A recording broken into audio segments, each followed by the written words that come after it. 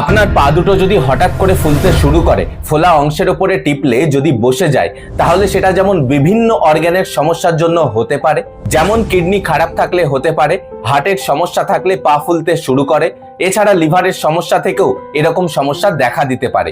কিন্তু একটা খুবই কমন কারণ হলো, যদি কোনো ব্যক্তি দীর্ঘদিন ধরে প্রেসারের জন্য অ্যামলোডিপিন ট্যাবলেট খান, সেক্ষেত্রেও কিন্তু অনেকের পা দুটো ফুলতে শুরু করে।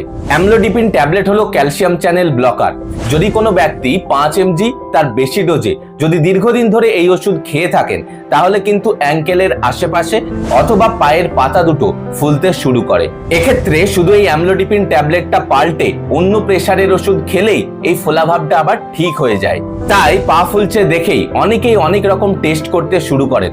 সেটা না করে সবার আগে দেখুন আপনি প্রেসারের জন্য দীর্ঘদিন ধরে অ্যামলোডিপিন ট্যাবলেট খাচ্ছেন কিনা। আর এরকম হেলথ টিপস পেতে অবশ্যই চ্যানেলটিকে সাবস্ক্রাইব করুন।